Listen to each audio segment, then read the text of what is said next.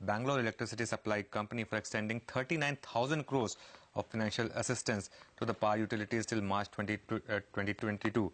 PV Ramesh, CMD of the company, is with us. Mr. Ramesh, good morning. Are you getting fairly sanguine about the power scenario in Karnataka state? Because that's a pretty large sum that we're talking about.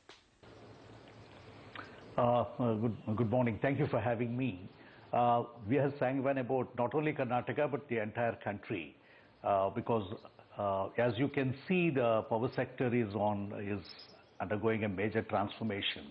I think the government has clearly defined the goals of what it wants to be by 2022. That is power for all, quality power for all, enhance substantially the generation capacity from the current 310 gigawatts to 540 gigawatts, modernize the entire transmission system, and increase the renewables, add another 175 gigawatt capacity overall, create a green corridor, strengthen the transmission infrastructure, both interstate and intrastate, create a national transmission grid, and then essentially strengthen the distribution network, modernize them, bring in smart meters, separate the feeders. For this, major investment is being made under Deen Dayal Upadhyaya Gram Jyoti Yojana, which is a major flagship program of the government, and simultaneously under Uday, complete restructuring and reform of the DISCOMs is taking place. So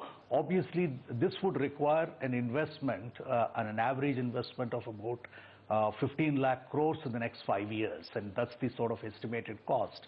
And REC being a major player in terms of financing, developing, supporting the state utilities, private sector, and working across the value chain, transmission, distribution, and generation, and the renewables. We are obviously are at the center of this transformational process. And we are Mr. part Ramesh, of it, we drive it, yes. Yeah, I take your point about all these I'm numbers. Just trying to put it in a perspective. No, I take all your goals, but are people returning money? Right. See, the big problem has been that DISCOMs are still settling their problems with the receivables from the state government. The Uday bonds have just been floated, but no DISCOM has put out a PPA. I mean, they're few and far between. Maybe 1 in 4 years or 2 in 4 years is all we have heard. So what is the NPA situation? It fell a little when you last reported. Will you see lower defaults in the current quarter?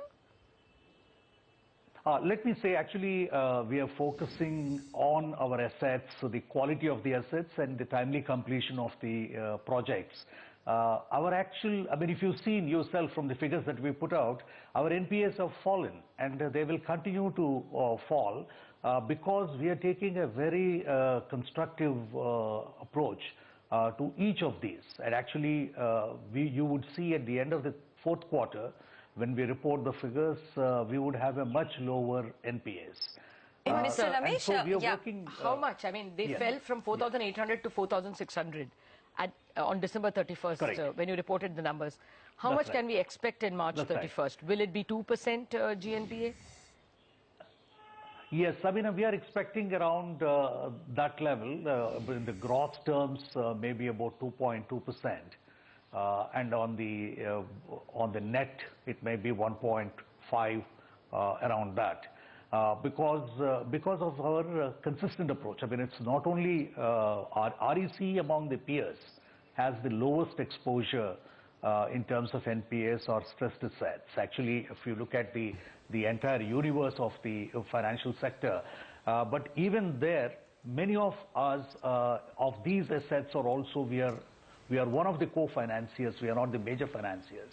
So obviously, we are working with our partners, with the co-lenders, to see that we take them to a standard level. So there is a very consistent approach among ourselves, internally within REC. Mr. Ramesh, you did partners. Sure, you did speak about how your overall impaired loans have come down, but within the private sector, your impaired loans have actually gone up in the quarter gone by to about 46% from 44% earlier. Are you seeing any major stress there, and what could the update be going ahead? Yeah, actually, I mean, that's of concern. I mean, that's of general concern. I mean, that's overall amounts to the restructured assets amounts to about 10,000 crores in the private sector. But it is still among the lowest among those who are in the power sector financing. You know that there have been problems. Some of them have been systemic in terms of fuel supply and their gas-based plants. So there's a PPA issue. So those are being systematically resolved. At the government level, there's an approach, a comprehensive approach to address these issues. We, as financial institutions, are addressing them. Our exposure overall is still small in this sector, and then we are working with the borrowers to really salvage the situation. So let me make this clear now. I mean, I do not believe the situation is as bad, and I do not believe that we need to focus on this when there's so much that is happening in the overall power sector transformation, whether it is modernizing the entire system, extending power to the villages which didn't have power, electrifying every household in the country, which is nearly about 5 crores of them, and modernizing the discoms. Sure. Reducing the losses, and I think there's a phenomenal transformation that's taking place. I think we need to talk about the good story. Yeah, but your good story, sir, Mr. Ramesh, your net interest income also in the 9 months fell by about 1%, actually fell by 0.9%. Will you clear the year with higher interest income? Okay. I mean, you see, ultimately we need to talk about the profitability. I mean, that's what we are interested in. That's what our shareholders will look at. We are profitable because our volumes are increasing. We projected a disbursement of 45,000 crores for 16-17 financial year. We are likely to end up with closer to 60. So, I mean, we are increasing the volumes. We are increasing the quality of the assets which we are financing. We are supporting the borrowers in completing the projects on time. And so this has a much bigger impact in terms of profitability. And we continue to remain very robust in terms of our profitability. We have declared a dividend at the end of third quarter. You're aware of that, 7%. We are doing well in the market. Our shareholders have great confidence in us. We've just raised $400 million in the international markets in syndicated loan. Sure. So, sir, if you could tell us, what kind of disbursement growth would you see in FY18? Because, I take all the long-term plans on board, but from market's point of view, the near-term numbers also matter. So, for FY18, what kind of numbers are we looking at?